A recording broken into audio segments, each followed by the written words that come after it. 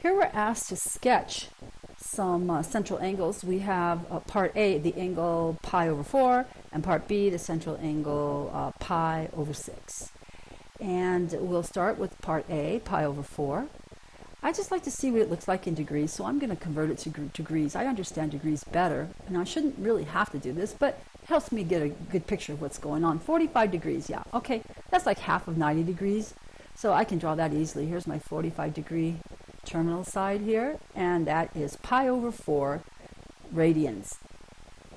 Pi over 4 radians swinging up from the initial side.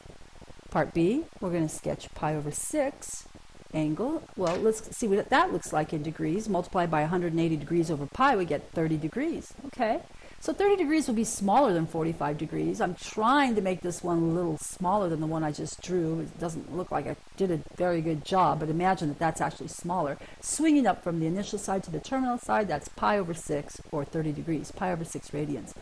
So even though it doesn't look like it, the larger one is the 45 degree, the pi over 4, and the smaller one is the second one, that's 30 degrees, pi over 6. And it has this interesting phenomenon that we see with fractions, and that is that when the numerator, if the numerators match, they both have pi in the top, but the denominator is smaller, that means the entire fraction is actually larger. When the denominator is larger, that means the entire fraction is actually smaller.